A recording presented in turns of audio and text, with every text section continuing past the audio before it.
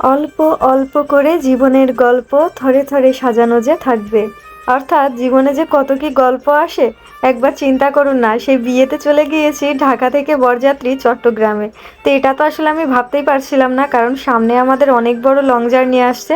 অর্থাৎ দেখা যাচ্ছে বিদেশে যে ট্যুর আছে, সিঙ্গাপুরে যেতে হবে, মালয়েশিয়া যেতে হবে।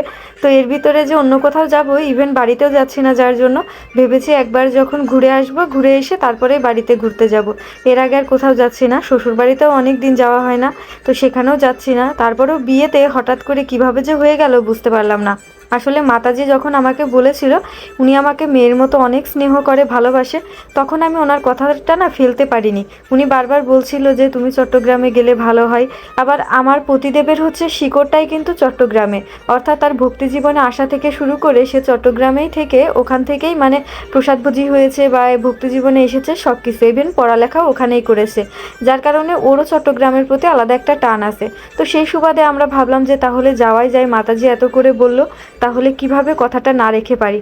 এতবার বলার পরেও যদি না যায় তাহলে তো সেটা অপমানের মতোই হয়ে যায়। তো সেই ভালোবাসার টানই বলতে পারেন, সেই টানেই আমরা চলে গেলাম চট্টগ্রামে। আর যেহেতু এটা প্রবর্তক মন্দিরে বিয়ে ছিল, তাই ভাবলাম যে ভগবানকেও দর্শন করা হবে, মন্দিরেও যাওয়া হবে।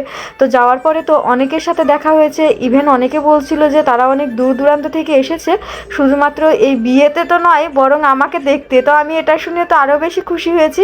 ওখানে কিছু বাচ্চাদের সাথে দেখা হলো যাদের নাম নাকি জগন্নাথ প্রিয়া পর্যন্ত রাখা হয়েছে, শুধুমাত্র আমার ভিডিও দেখে দেখে ফ্যামিলি থেকে এইভাবে রেখেছে। একজন প্রভু তো বলেই বসলেন যে আমি এখানে এসেছি শুধুমাত্র জগন্নাথ প্রিয়াকে দেখার জন্য। তো মানে আমি তো শুনে পুরো অবাক, এইরকম এত যে ভালোবাসা পেয়েছি চট্টগ্রামবাসীর কাছ থেকে, এটা খুবই ভালো লেগেছে। কিন্তু আসলে বিয়ের অনুষ্ঠানটা এত বড় করে ছিল আর এত বড় বেশি আয়োজন ছিল, যেখানে আসলে ম্যানেজমেন্টের একটু ঝামেলা হয়ে গিয়েছিল, সেটা একটু খারাপ লেগেছিল।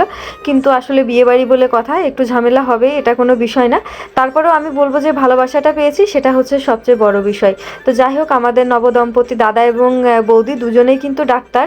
তো দুজনের জন্যই আশীর্বাদ করবেন, প্রার্থনা করবেন তারা যেন সুস্থ থাকে, ভালো থাকে। আর আমরা যারা বরযাত্রী গিয়েছিলাম, আমি আবার বলছি যে আপনারা যে বরযাত্রী এসেছেন সেটার প্রমাণ তো রাখতে হবে। তো এইভাবে মজা করছিলাম আর সবাই মিলে আমরা ভিডিও নিচ্ছিলাম।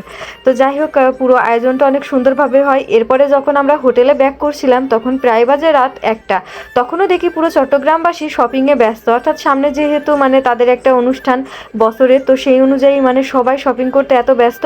পরের দিন ঠিক মঙ্গল আরতির সময় মন্দিরে চলে আসলাম। এখানে জব ক্লাস হচ্ছিল, সব কিছু দর্শন করে প্রণাম করে তারপরে আমরা ভোর ভোর কিন্তু আবার ঢাকার উদ্দেশ্যে রওনা করি। জার্নিটা অনেক বড় ছিল, বলতে পারেন অনেকটা অসুস্থ হয়ে গেছি ঢাকায় আসার পরে। যাই হোক, অনেকটা আনন্দ করেছি, অনেকটা ভক্ত সঙ্গ পেয়েছি, এটা হচ্ছে সবচেয়ে বড় বিষয়। কেমন লাগলো ভিডিওটা?